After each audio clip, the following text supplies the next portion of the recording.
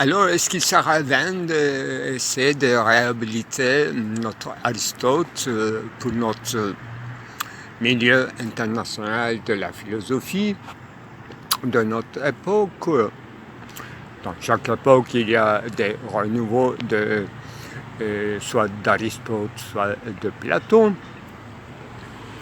Et il y a quelques années, c'est Youssouf Yildirim qui me disait « Ah, vous savez que maintenant, il y a des gens qui font des lectures très intéressantes de banquets de Platon, voilà. C'est comme marché aux puces, on peut trouver des perles, toujours, ça j'y crois.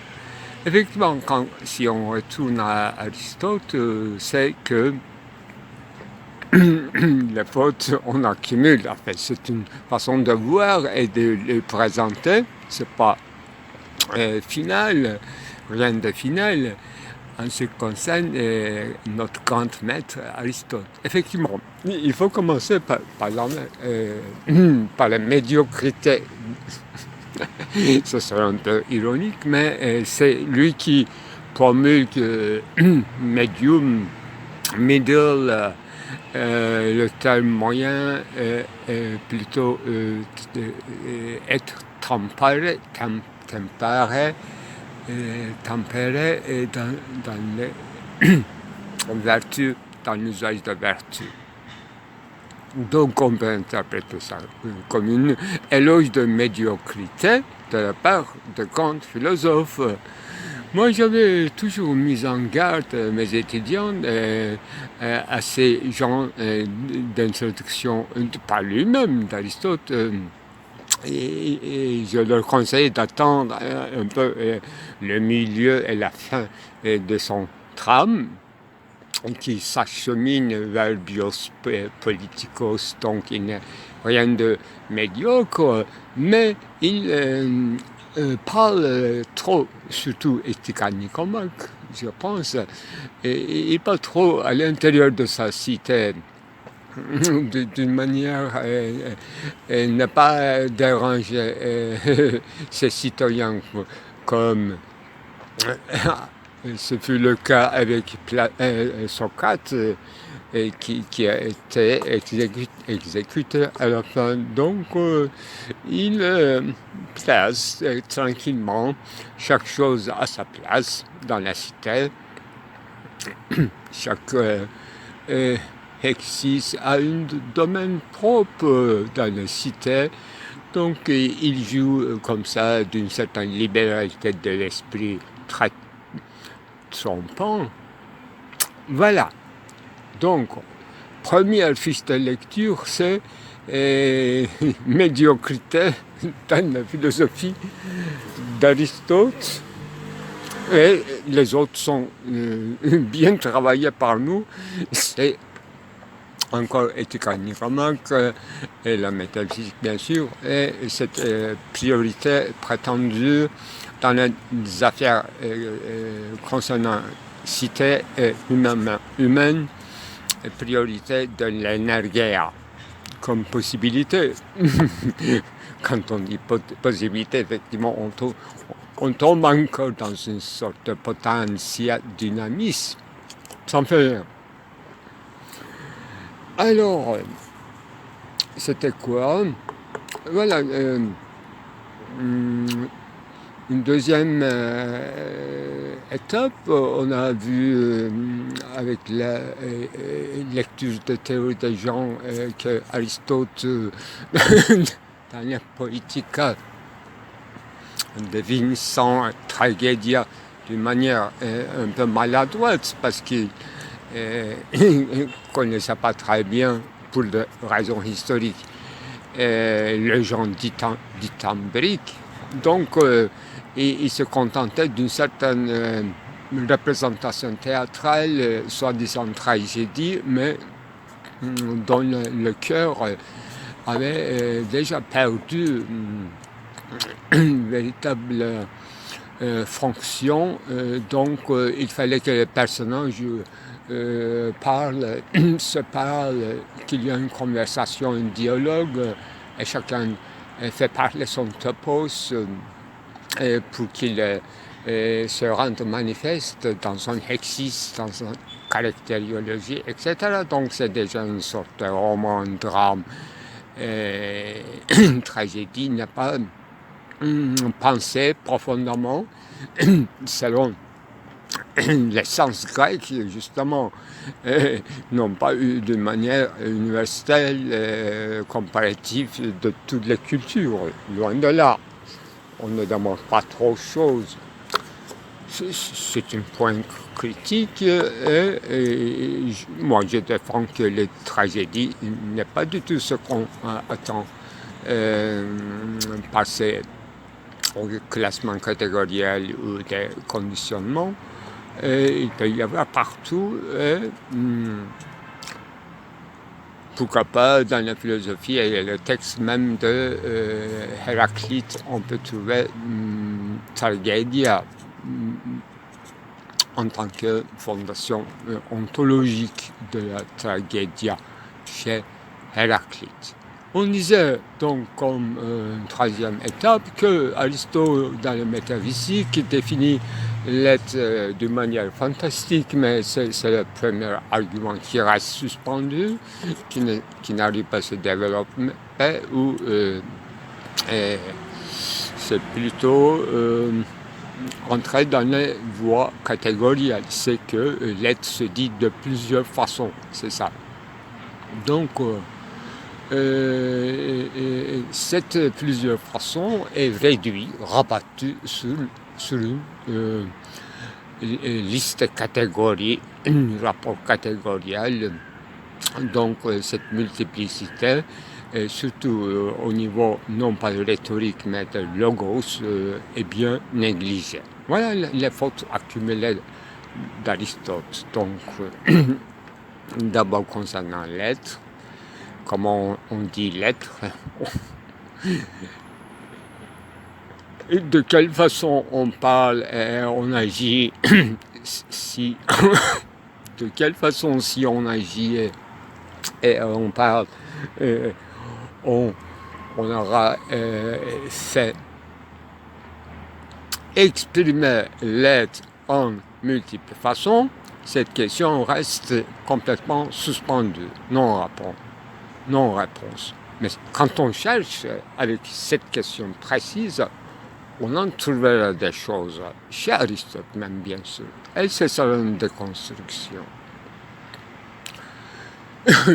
Voilà, c'est pas la peine de me répéter, mais donc médiocrité qu'on peut interpréter en se glissant derrière la scène, n'est-ce pas, comme tout ce qu'on lit d'Aristote, c'est avec une texte, présentation exotérique des choses, de sa philosophie profonde, etc., si on le croit, et on se contente pas de la façon exotérique, mais on chercherait ésotérique. Alors si vous trouverez, vous m'en donnerez de nouvelles. Moi, je ne peux pas prétendre que j'ai trouvé, mais par exemple, une déconstruction peut être entamée, que c'est déjà fait un peu. Pourquoi on énumère les témoignages pris sous la torture comme une forme de rhétorique qui n'a pas de rhétorique, qui n'entre pas dans la rhétorique. Donc c'est un concept qui annihile son concept même. À la fois donc c'est une manière de parler, n'est-ce pas, parole d'une torturée. Il faut déchiffrer, il faut interpréter après tant de souffrance. Et là, effectivement, j'ai utilisé ce paradoxe dans mon roman qui s'appelle L'histoire de Gave Harry, parce que chez Ibn Khaldun aussi, effectivement, vers la fin, on trouvait cette scène de torture extraordinairement détaillée et ça concernait également le gosse, ça touchait le gosse. C'est terrible, mais aucune philosophie n'a eu cette capacité.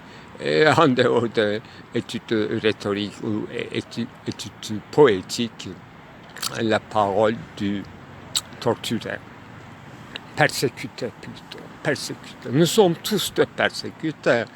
Nous ne sommes pas des médiocres, mais nous sommes en retrait transcendantal et on nous croit médiocres. Nous nous obligeons de nous taire et on nous dit médiocre. C'est-à-dire que c'est quelqu'un qui tient le milieu, juste milieu, dans son...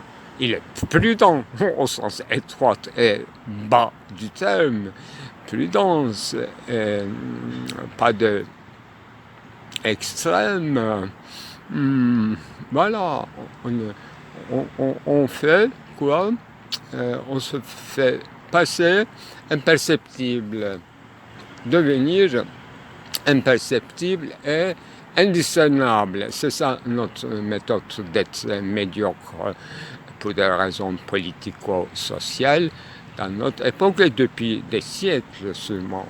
Voilà, c'est déjà bien souligné mon problème avec la philosophie très riche d'Aristote. Voilà, Polydeucrus. Alors, Mélitie de Tanlay, en commençant à son texte très dense, fabuleux et très philosophique, à la manière de Héraclite, intitulé En me réveillant de sieste, disait que les choses fabriquées par la main de l'homme, à la différence des choses naturelles, a eu tout autre destin. Voilà quelqu'un qui interprète à son insu, ce qu'on appelle praxis finalement, non pas uniquement au sens étroit du terme, artefact, le monde artefactuel qui entre dans le concept très général de praxis, bien sûr, technicité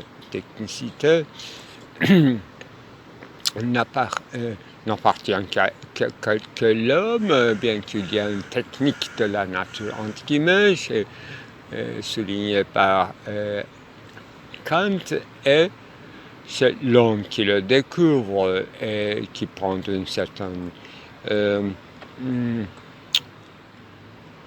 plaisir de le découvrir, et à la fois il ne s'agit que des lois de la nature qui trouvent des solutions entre guillemets imaginaires très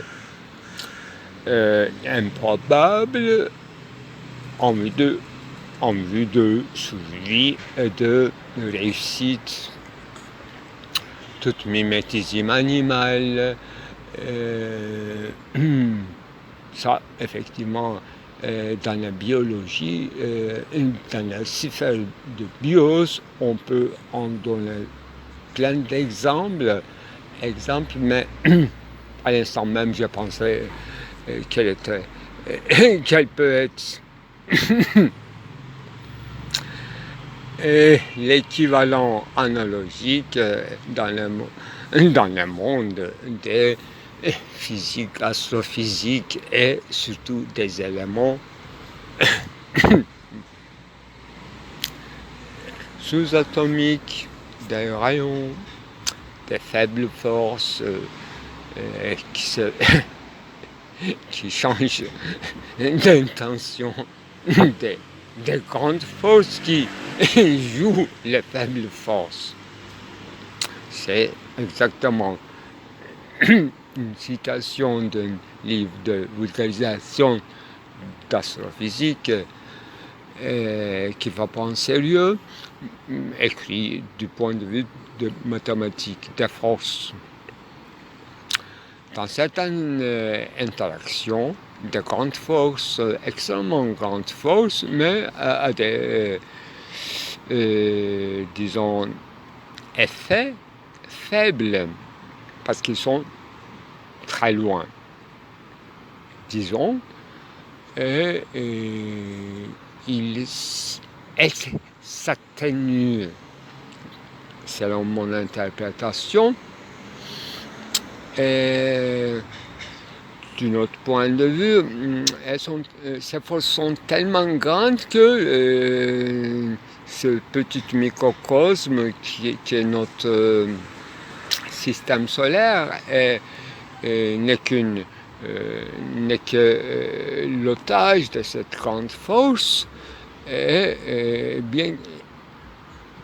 bien esclave, bien soumis notre système solaire à cette force que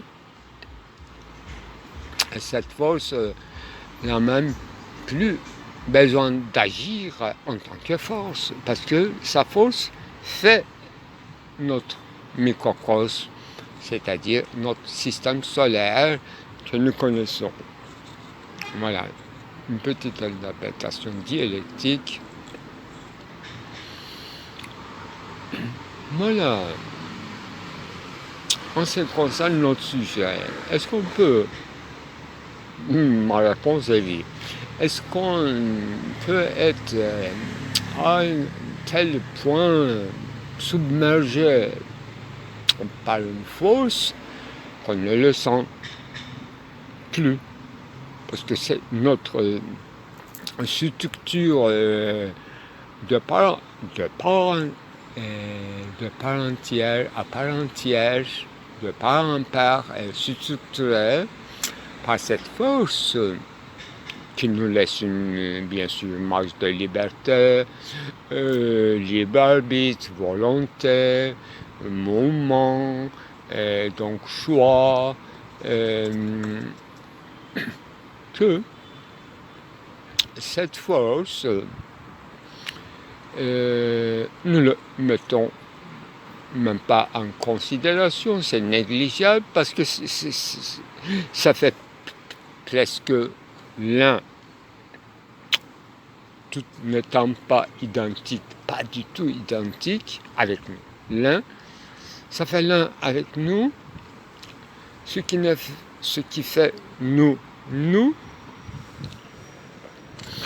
est dans une multitude, ça aussi il faut souligner, dans une donc straight, conflit, polémose, concurrence, bien que ce soit complètement infantile, parce qu'il s'agit de très faibles forces, et en plus sans conséquence, parce que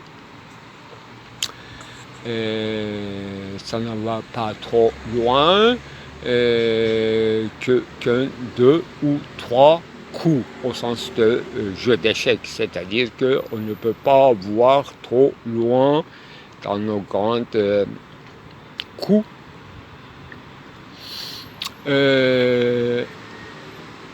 Qui nécessitent énormément de calcul et d'efforts, mais qui reste inconséquent au sens où, vu d'une perspective plus grande, c'est au-delà du bien et du mal, au-delà d'un intérêt ou des intérêts.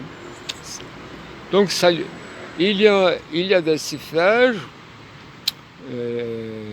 aux yeux desquels, entre guillemets, tout ce que nous faisons, c'est inégal, indifférent. Ils sont indifférents. Qui a gagné, qui est mort, qui a beaucoup travaillé, qui est devenu malade, qui a parasité les autres, qui a volé, qui était fidèle à l'application des lois, etc. Alors que cette force grandiose n'est pas du tout, pas forcément anarchique. Seule chose, il y a non pas incompatibilité entre cette force et nous. Il y a un rapport sans rapport. Il y a un rapport autre. Reste à savoir s'il s'agit de c'est décidé ou accompli une fois pour tout, ou cette force, moi je dirais que non, cette force doit être stabilisée et tout en restant effectif, présent. Ça n'a pas d'importance si soit perceptible ou non. C'est pas perceptible, c'est impossible de le percevoir. De l'intérieur ou en tant qu'une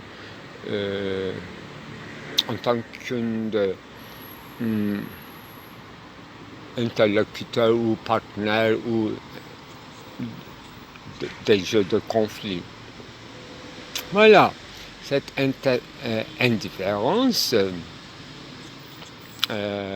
non personnalisée qui n'a pas de volonté, on peut appeler, si vous voulez, un Dieu, non pas moral cette fois-ci, un Dieu force physique. Est-ce que ça va nous avancer? Non. Parce que tout à l'heure j'ai interprété avec les anciens termes, et il sera indifférent, il ne sera pas Dieu moral, et tout au plus on peut le considérer comme un Dieu physique et indifférent aux affaires à la fois politiques, à la fois morales, intersubjectifs, jusqu'au moment où l'homme qui aura voilé une certaine force maléfique, le feu, l'alchimie, l'industrie, la technique, des dieux, bien sûr par l'intermédiaire d'un oubli d'Épiméthée, donc d'une faute en géologique et d'une réparation in extremis tant qu'on peut faire par Prométhée.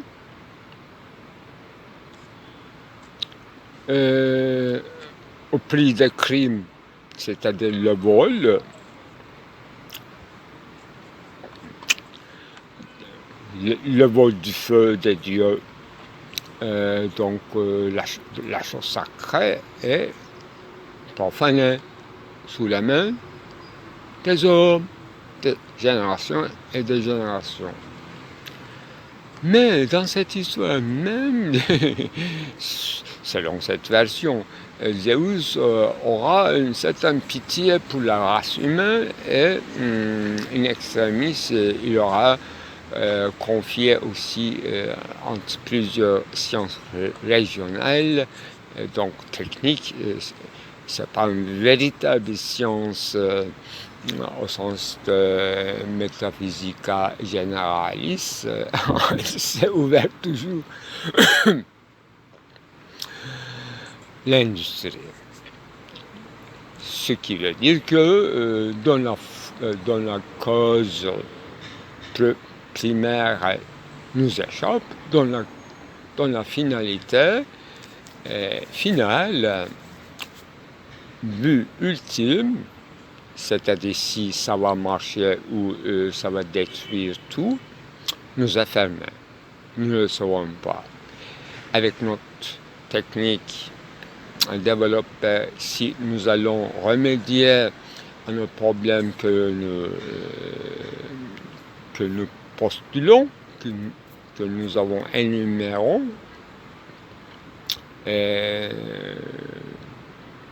nous sommes des justiciers volontaires de Dieu, dont il ne s'occupe pas de ces choses-là, donc partisans. Nous sommes non pas des anges.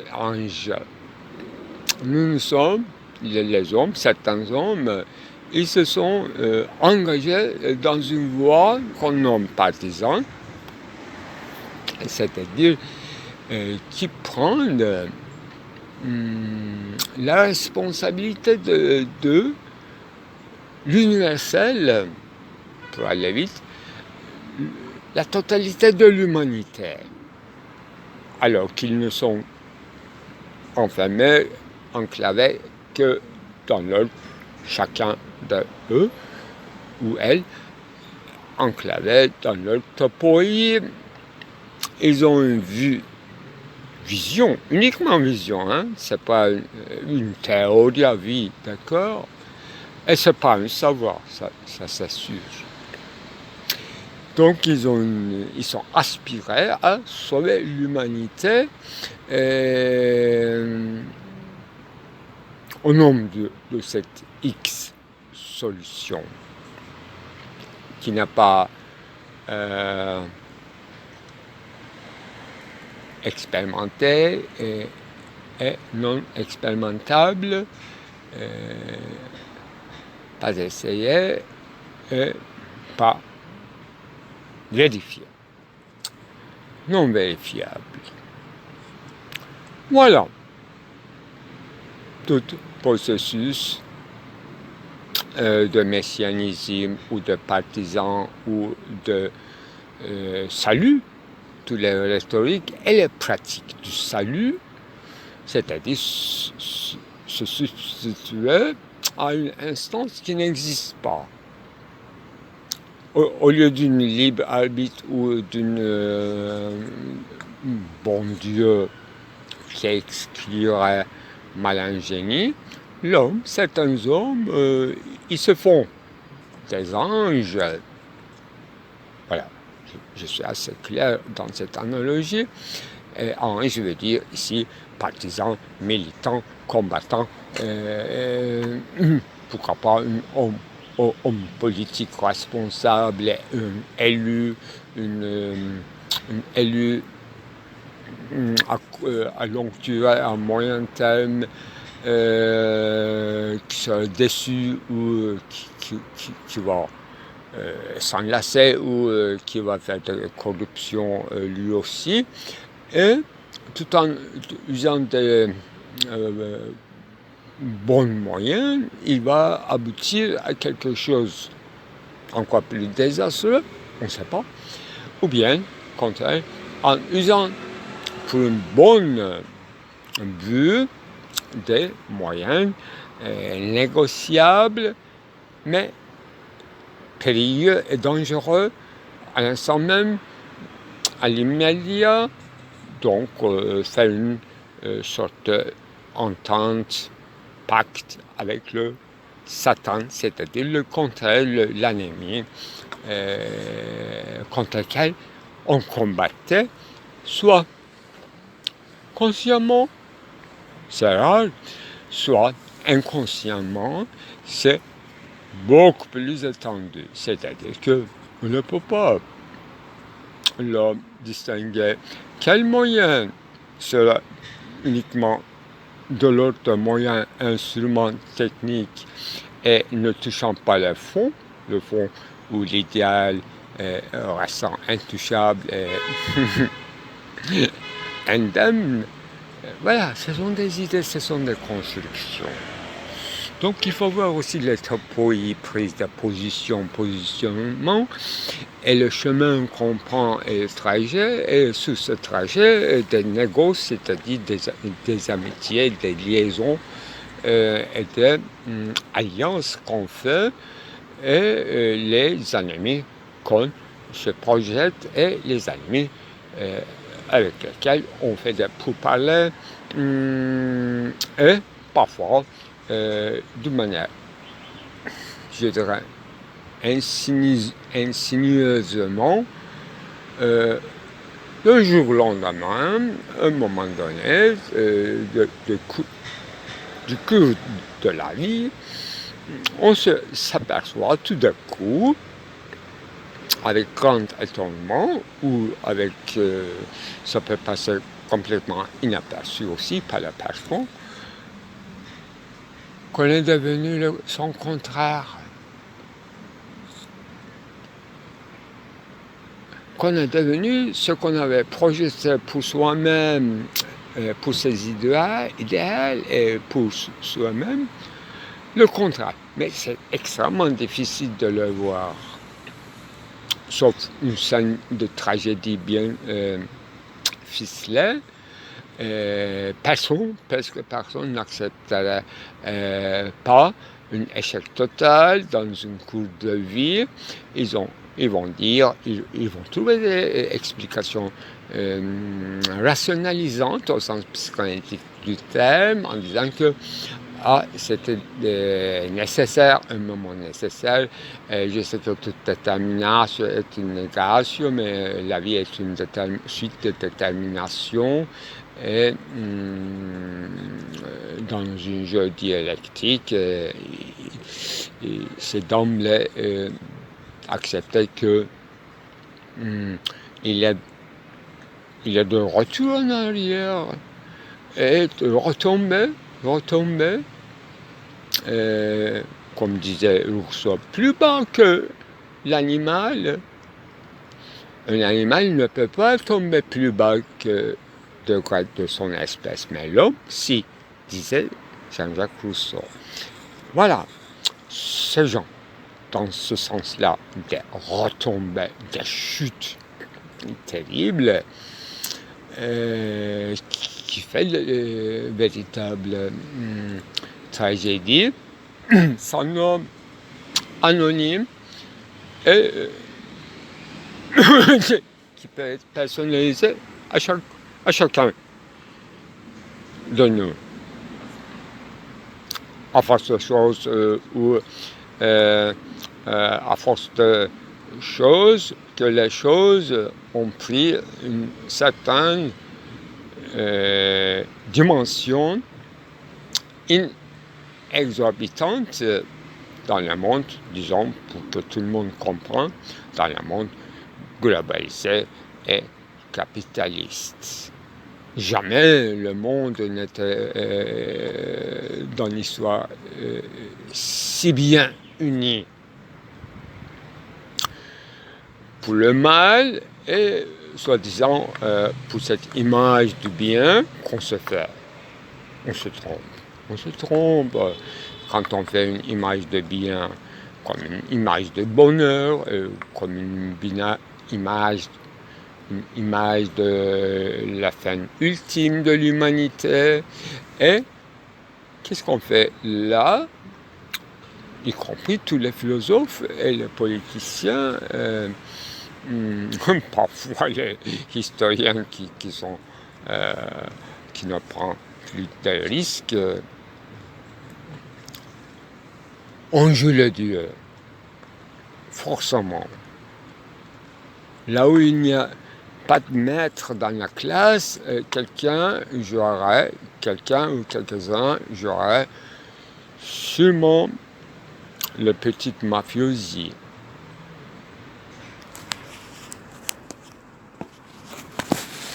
C'est pour ça qu'une philosophie au sens, disons, classique du terme, vue par une vision du monde de Nancy et pourquoi pas de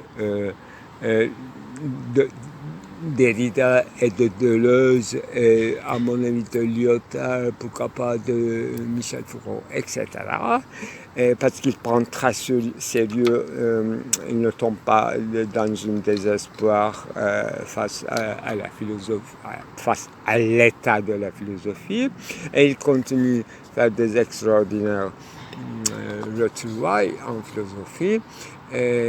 C'est qu'il sont décidés qu'il ne faut pas laisser vide la classe et donner lieu à un chambardement qui va s'éclater tout en chacun. La philosophie, une image de sagesse, bien sûr, va donner, enfin va laisser un reflet dans tous ces chambardements, justement, dans tout ce tohu-bohu, dans tout ce quiproquo et dans tout ce d'une auto-assurance pragmatiste qui aura dit que nous l'avions dit qu'il ne fallait pas faire, c'est le temps perdu, peine perdue, etc. La philosophe doit être quelque part, même avec son spectre, présent. Présent, là il était mort, sans faire rien. Là, c'est son topos là. Là où il est appelé dans une discussion, dans une réfutation, dans la place publique, ou disons dans l'assemblée, ou dans les chambres, antichambres des assemblées. Là où on prend des décisions avant la guerre ou après la guerre.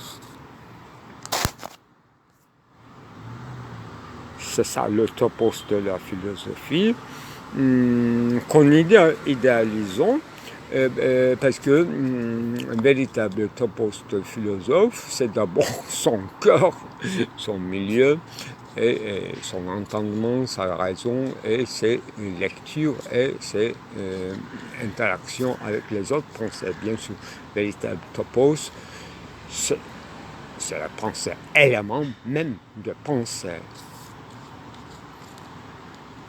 Et c'est au sens où qu'il sera cité, appelé dans une différent, dans un débat qu'il est présent, qu'il serait présent.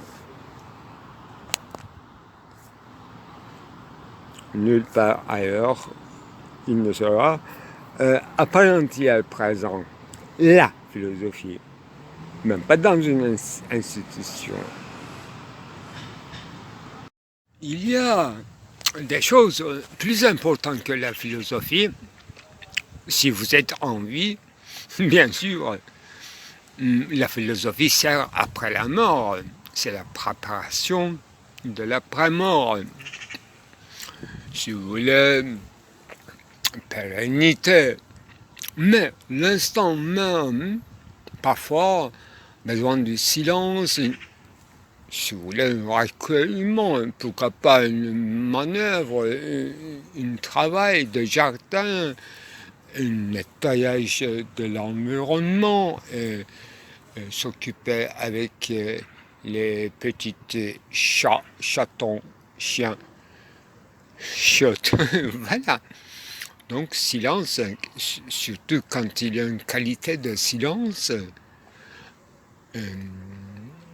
c'est vrai que la philosophie aime la science, mais la philosophie peut se passer d'elle-même, loyalement pour le silence. Des qualités, bien sûr.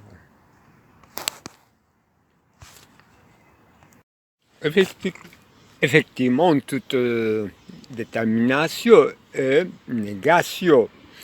Et chaque philosophe, comme chaque homme, pendant son trajet de vie, se détermine dans des moments cruciaux ou dans des moments de distendu, c'est-à-dire sans aucune raison, et par une certaine fin de patience et l'impatience, la vie durant, c'est-à-dire la jeunesse, l'âge adulte et maturité. Eh bien, comment on se nie en se déterminant? Comment on se permet de s'être déterminé, au-delà d'autodétermination, se laisser être déterminé, et tout en sachant que ce sera votre négation. Non pas une négation faite activement par vous, mais la négation de votre personnalité. Donc ce qu'on appellerait, ce que les autres appelaient devenir, un mot neutre qui ne veut rien dire, couler des rivières. Non, l'homme n'est pas une rivière. L'homme, bien sûr, plutôt près, analogiquement, à un barrage, une réserve d'eau énorme ou petit, une petite flacon, s'entend de temps en temps, on ouvre le bouchon et on renferme. Oui, l'homme a une longévité quand même, sauf des exceptions tragiques. Donc l'homme se détermine et se redétermine et se, je dirais du mot bizarre, détermine. Comme transformatio, reformatio, deformatio, j'ai dit un peu en autre désordre, ça ne fait rien. Il n'y a pas un commencement, il n'y a qu'une enfance absolue, l'enfance comme absolue au sens de savoir absolu, savoir tout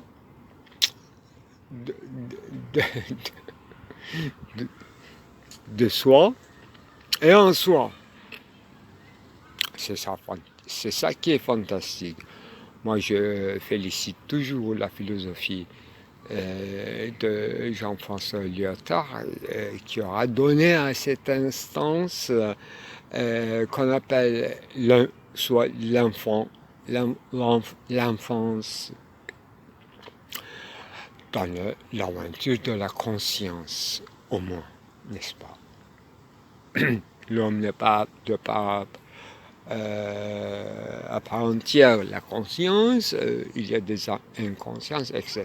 Mais tous ces ségrégations topographiques, ce sont des analogies physicales, empreintées de la physique, mais ce qu'il ne faut absolument pas oublier, et c'est presque ratio essentiel du roman moderne, parce qu'il y avait des romans classiques, non pas au sens littéraire du terme, c'est-à-dire que, non pas Dostoevsky, etc., ils sont de grands, mais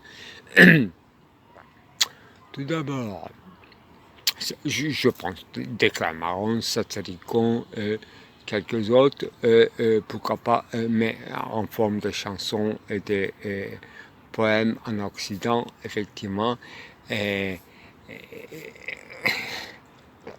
Ça pas des romans. Là, effectivement, tellement cruciale cette question de distinction des genres en littérature. Il ne faut pas dire littérature, mais dans la diversité des expressions de l'humain, et juger, comment juger et déterminer ô combien le genre littéraire dit roman est bourgeois. Dans quel sens? Tout d'abord, il est empirique. en majoritaire. Il est un prix qui suit bêtement le cours du trajet dans l'espace. Et cet espace, il se scanne par chapitre. Aucune.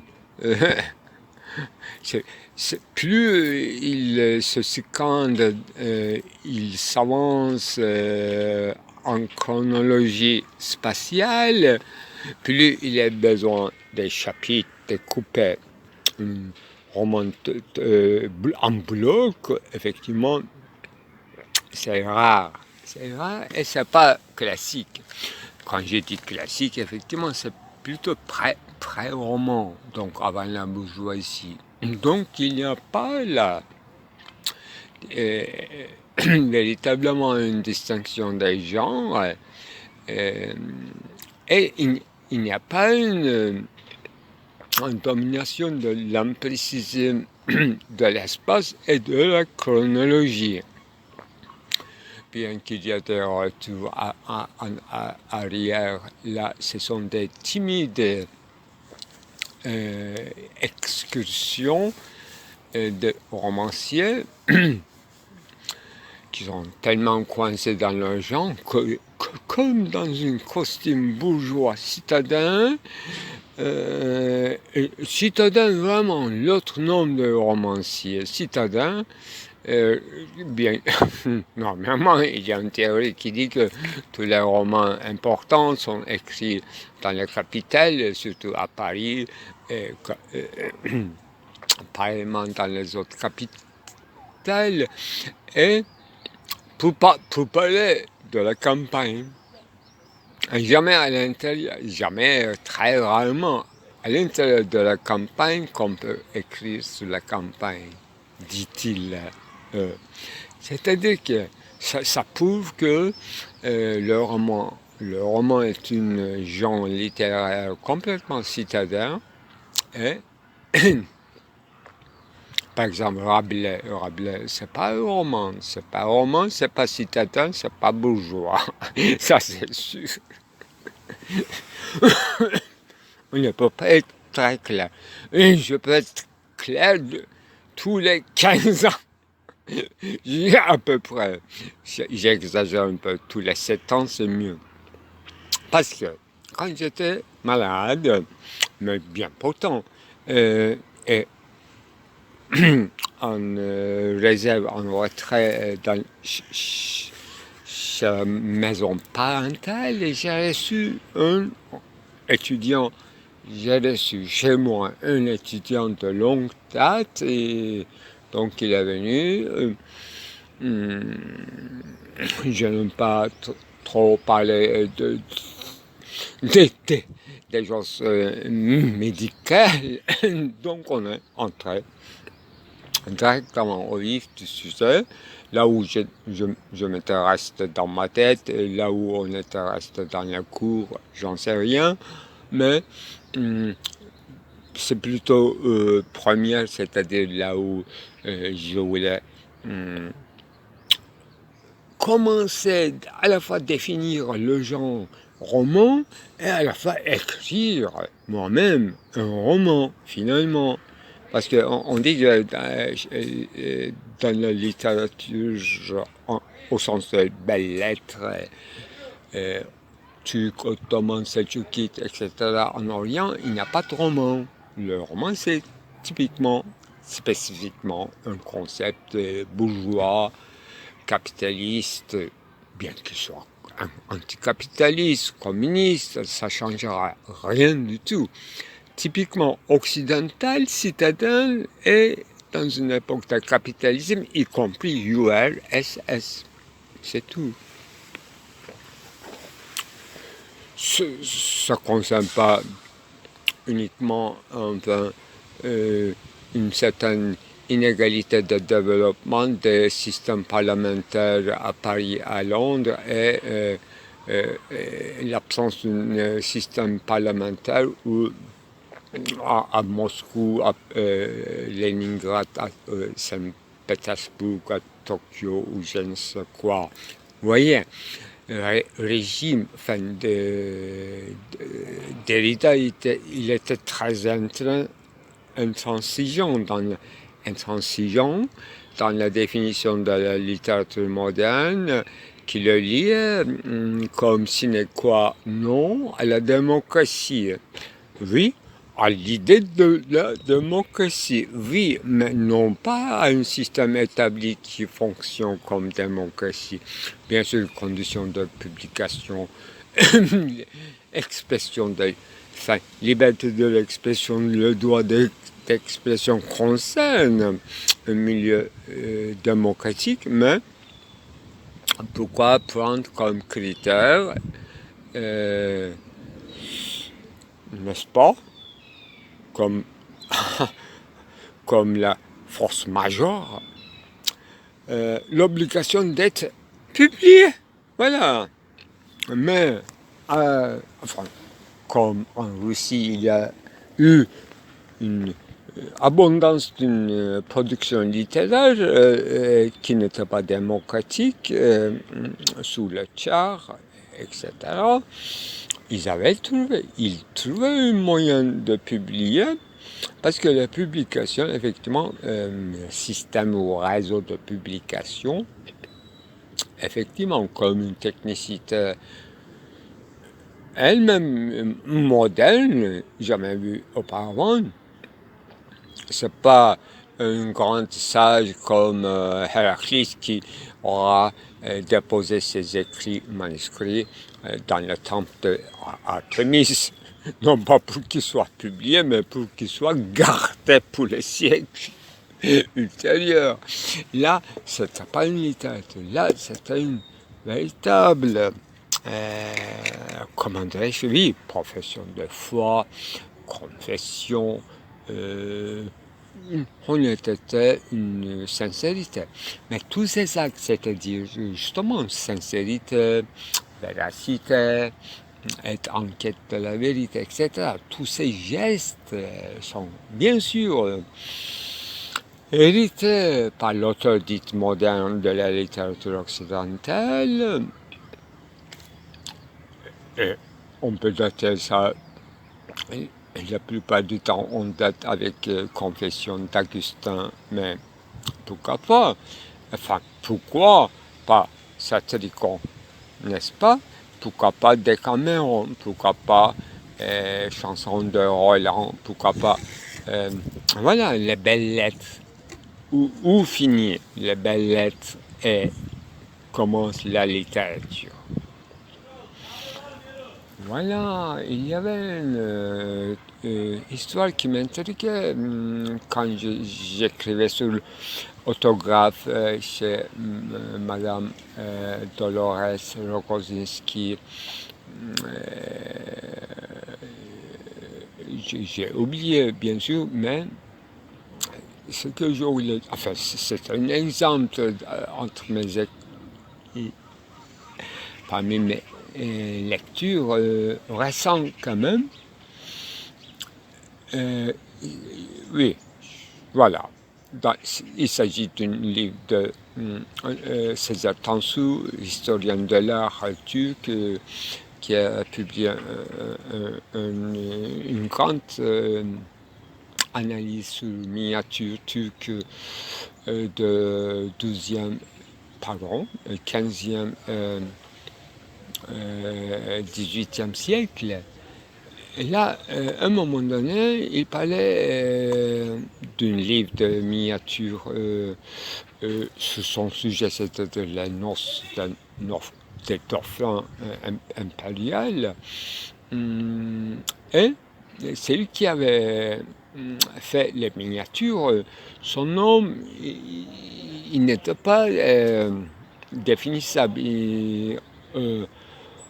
Il y avait beaucoup de chercheurs qui disaient que il faut chercher son nom à l'intérieur de l'écrit dans le livre, mais d'une manière, soit, c'est moi qui ajoute ça, soit d'une manière anagrammatique, soit d'une manière chiffrée, cryptée. Effectivement, les chercheurs, dans quelques années, ils ont trouvé son nom. Mais ils ont trouvé, avant de trouver son nom, parce que César Tansu, quand il écrivait sa thèse sur Şenlikname Düzeni, il ne savait pas son nom, il disait qu'il est de Foça. Donc il connaissait le lieu de naissance. Foça, c'est un endroit où plutôt les Grecs de Crète qui sont installés. Il est fort probable que ce peintre ottoman soit d'origine grecque et ce qu'on appelle, non pas renégat, mais qui travaillait dans l'école picturale impériale. Il aura changé tout simplement sa religion. Voilà, orthographe, c'est ça. Orthographe peut avoir différents noms. Enfin, peu importe son nom, mais c'est quand même important parce qu'il y a deux adjectifs qui se promenaient au lieu de son nom. D'abord, ça date, enfin, son lieu de naissance, Foçalı, Foça,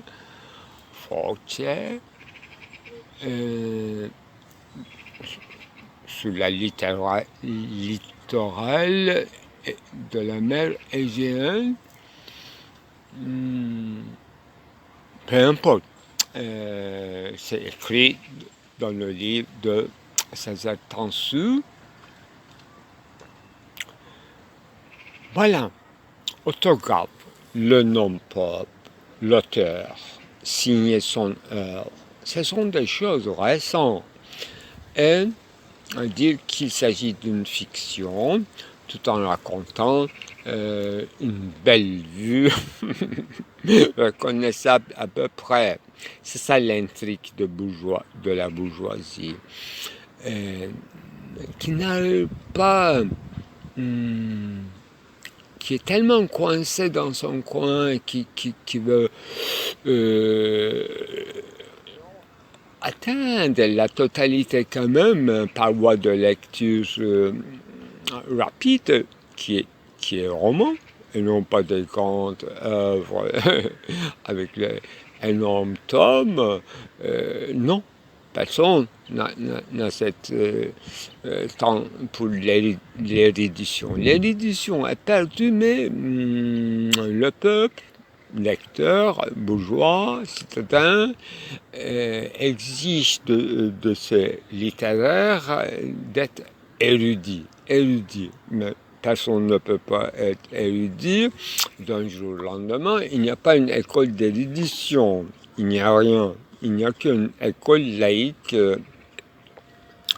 publique, ou bien à la merci. Il y a plusieurs sortes d'écoles en Russie, en Empire ottoman, etc. Bon, donc l'exigence, disons, psychique, besoin psychique du citoyen lecteur qui attend un auteur qui sera narrateur absolu, qui connaîtra tout, et qui saurait comme Aristote aura voulu, de construire une drame qui a un début et fin, et avec cette savoir absolu de Dieu, il jouerait avec ses personnages comme des marionnettes, etc. Même raconter tout ça, ça me dégoûte. Donc, l'écriture devrait être, mais ce que j'ai déjà tout à l'heure raconté, y compris, l'écriture est quelque chose d'urgence, comme un rassemblement. En Turquie, il y a une expression, c'est faire fuir des objets d'un lieu d'incendie. Yangından mal kaçırır gibi. Comme si on faisait une opération de sauvetage in extremis dans un lieu d'incendie. Coûte que coûte, sauf qu'il peut, tout objet, toute idée, tout meuble mobile, tout ce qui est mobile qu'on peut sauver, on le jette par la fenêtre ou bien... Voilà. Je me suis bien exprimé quand même. La littérature moderne, même y compris Rabelais aussi, et Michel Foucault avait beaucoup de raison dans son intuition intellectuelle en disant que la littérature moderne tente à ce rassemblement, à se rassembler, au sens de somnum, roman, etc., Bildungsroman, etc., tandis que les sciences se tendent à se disperser dans des petites sciences régionales, empiriques, qui, selon l'objet, selon leurs objets, leur système et les méthodologies seraient déterminés. Donc, un éparpillement des sciences, ce qui veut dire que quelqu'un qui se spécialise dans un domaine précis de la science ne comprend à peu près ni la méthodologie, vaguement, ni le contenu, ni la terminologie d'une autre science, même en voisin. Plus en voisin, plus en ennemi dans la science. Malheureusement, selon mes observations, les artistes plastiques, les poètes aussi, ils ont plutôt concurrents qui sont solidaires entre eux. Donc, eux aussi, ils sont contaminés par un certain régionalisme, alors que la langue universelle, nationale, ethnique, etc., phonétique, rythme, il y a des règles universelles que Aristote est resté trop exotérique. Non pas par sa propre volonté, parce qu'il est resté outside of the work. Outside of the work. Voilà, j'aime bien cette chanson. Oui, ma jeunesse à Paris, c'était house music. Voilà, ce genre de prononciation avec un dialecte nègre. C'était très à la mode, c'est toujours à la mode. Maintenant, c'est devenu à l'intérieur même de la langue turque que je suis très content quand même. C'est-à-dire que la plus populaire chanson actuelle en Turquie, c'est qui sont chantées avec un accent, dialecte de Gastarbeiter de Deutschland. Vous voyez, à Istanbul, donc normalement, il n'y a rien à voir avec une Gastarbeiter, etc. Mais, vous voyez, une langue, en l'occurrence turque, s'exporte, s'exile et après des décennies et des décennies retourne au métropole qui n'est pas le sien en tout cas, parce qu'il est parti des villages, petits villages, et il retourne, il fait son grande fracture forcée aux métropoles d'aujourd'hui, là où il n'y a plus de bourgeois, mais forcément tout est bourgeois, malgré lui, tout est paysan est bourgeois et bourgeoisé, disons, et qui aiment cette musique, qui sont partis de leur village en Occident pour devenir Gastarbeiter et ils se sont finalement marginalisés. Ils ont changé de fond en comble la prononciation et l'électricité même de la langue turque au sens moral du terme. Et ils adorent. Moi aussi j'adore. Au revoir. Alors, petit supplément.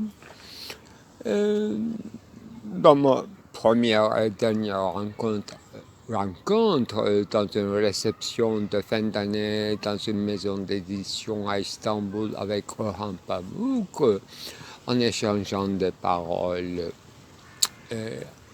générales. Bien sûr, j'ai parlé de ma tendance à la poésie et il y avait quelques-uns d'autres aussi autour de nous, je suppose, et il a sorti cette phrase que je n'oublie pas.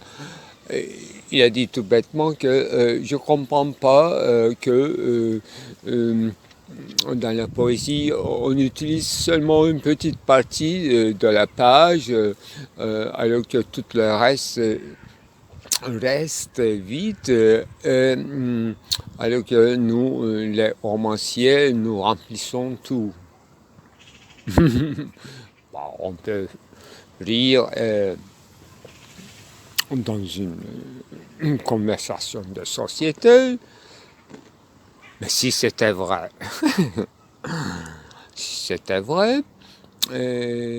ça, c'est la preuve en ce qui concerne la théorie d'un roman que je vous ai tout à l'heure exposé.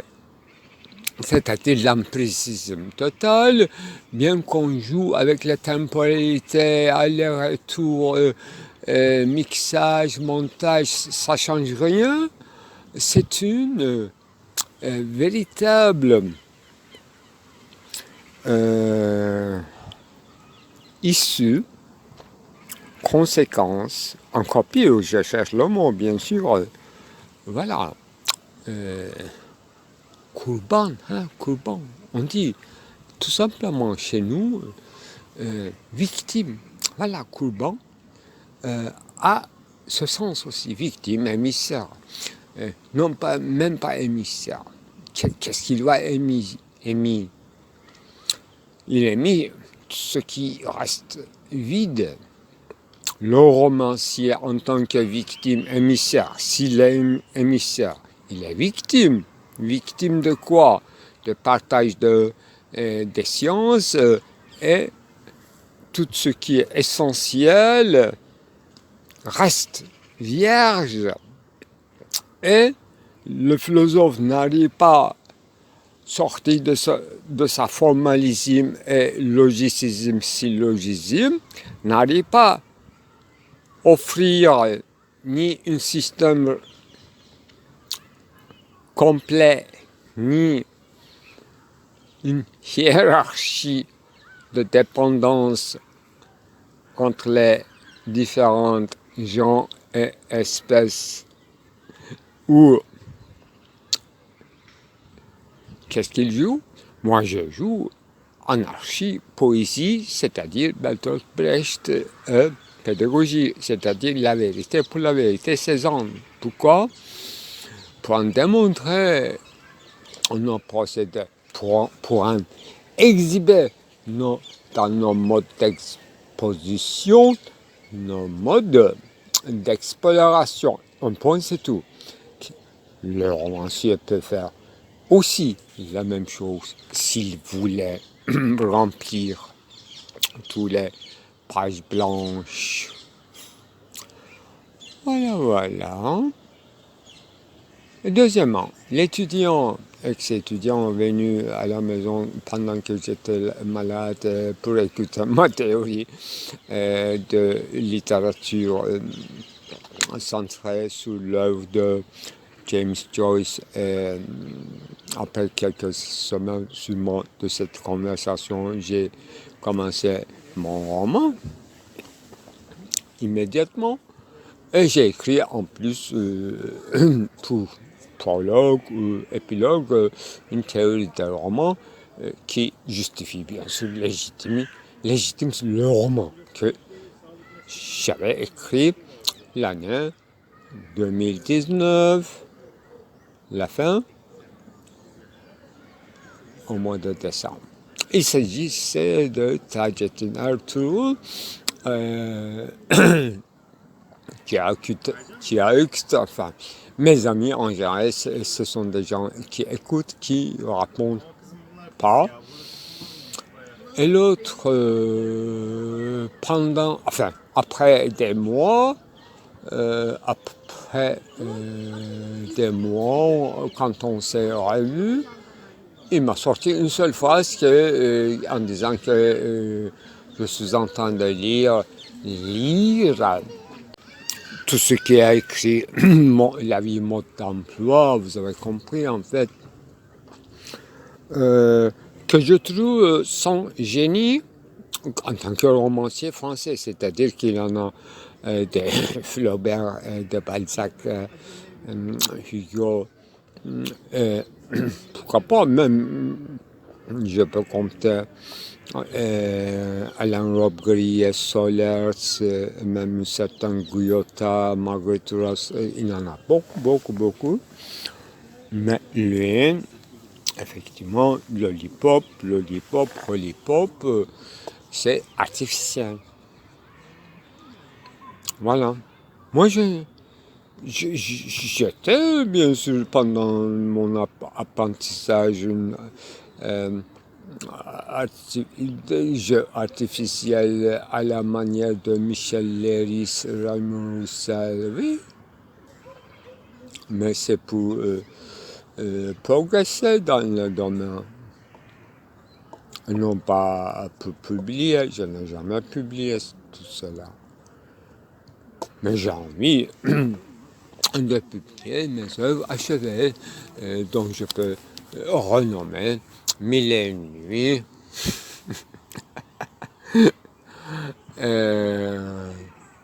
Heft Punch, Histoire de Guy Harry, et les autres, Divan, c'est-à-dire Gedicht, c'est-à-dire une compilation de tous mes poèmes, enfin, jusqu'à une certaine date, mais très chronologique et bien segmenté, pas compartimenté. C'est mosaïque. Voilà, il y en a, les autres, le premier et le deuxième, vous connaissez, c'est déjà Sous les cieux d'Istanbul. Premier et deuxième, c'est les textes sans gouvernance. Troisième, c'est le nef de moi, le nef de moi. Et une grande période de poésie, comme le livre du soir, etc. C'est la période parisienne. Dès qu'on rentre, le poème reste en retrait. Dans les années 1994-15, une production de poèmes, poésie non interrompue, suivant les fréquences, périodes de la vie privée, c'est-à-dire aller-retour, surtout des déménagements. Je suis très chez moi, de chez moi, ça m'a fait écrire, mais quand j'écris chez moi, sur le chez moi, effectivement, j'étais assez intéressant. Et tout le transport de Paris à Istanbul, c'est une véritable légende en ce qui concerne tout ce que j'étais obligé de ramasser, enrouler, comme dans le livre d'Ézéchiel de l'Ancien Testament, n'est-ce pas, comme des rouleaux excrémentiels, toutes mes toiles énormes, grandes, c'est pas de petites choses, mais j'ai sacrifié beaucoup d'œuvres en distribuant à des amis. J'espère qu'ils gratteront ou jetteront dans les chiottes. Bon. Voilà, qu'est-ce qu'il reste encore? Ce qui reste chez moi, comme mausolée, comme un sarcophage qui n'a pas encore ouvert par les scientifiques qui ne sont pas exhibés. Il y en a tas de choses. Difficile à se faire comprendre à Dasein, c'est-à-dire à celui qui est là, tout simplement là, de mon époque, qui partage mes lieux, mes temps. C'est impossible qu'on se comprenne avec cette Dasein. Effectivement, ils se mettent aux ailes, traduisent tout simplement, sans penser immédiatement Dasein comme « Hey, Bouddhaki, hey, ce qui est là, c'est tout.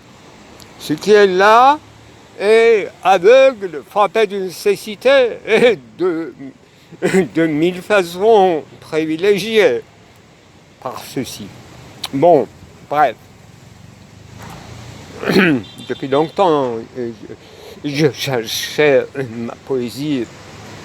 Il devait y avoir une vingtaine d'années que j'avais écrit comme ça, spontanément, mais tout en croyant faire une réplique, une remake de Tevfik Fikret et de son Lubavitch Test. Une pleine page seulement, mais très dense, enfin, plein de mots persans arabes. Et après une grande étude quand même de sa poésie de Bruyère 6. C'était presque, à mon avis, juste avant les grands événements de 15 juillet, les grands événements de Gezi, là où il y avait une véritable stagnation dans la société. Et effectivement, j'étais venu au bout de mes efforts. Là, comme il n'y avait aucun lecteur, j'étais libre d'inventer seulement par une certaine opération de lui dire des mots persans et de la cadence de la poésie classique, diront. Avec quand même, suite à une étude, donc un retentissement de ces analyses phonétiques et surtout de sens de Tevfik Fikret, de sa poésie, je répète, Bruyère, fondamentalement politique et fondamentalement brumeuse. Voilà, cette poésie est jamais tapé à la machine, reste manuscrit, donc à la merci de la nature, conditions naturelles de la maison. J'en trouve pas, c'est difficile à chercher, mais j'ai quelques espoirs parce que la poésie Bruyère, peut-être que je vais trouver sur le milieu électronique. Aujourd'hui, je suis en vague face à Tevfik Fikret et de son Lubavitch Test. En vrai, Je vais faire une lecture, bien sûr, du Code Tomon avant de sortir mes poumons. Hakikatin yıldızı.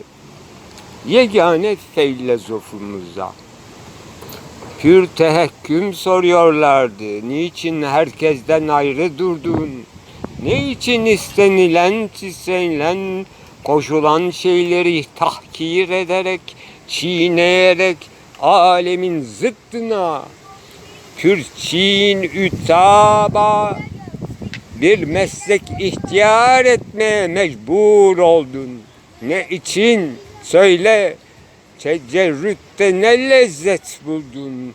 Neydi sevk eyleyen amalini bihude yere? En çetin yollara, en huşku haşin sadmelere?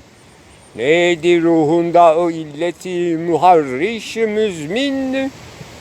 Doğruluk, hıbb, hakiyat mı? Fakat sen delisin.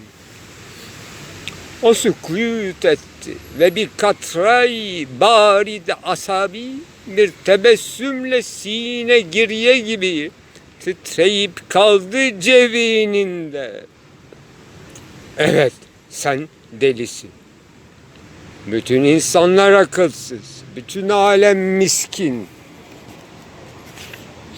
Bütün efkâr-ı beşer körde, şu dünyada gören, anlayan bir senin aklın mı?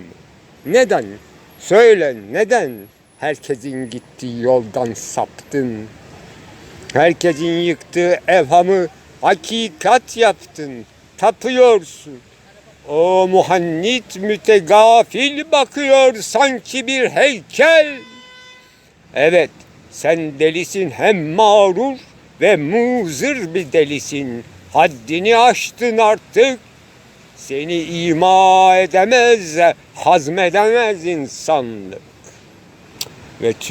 Ve bütün kafile taşlarla mücehhez, mahmum ettiler.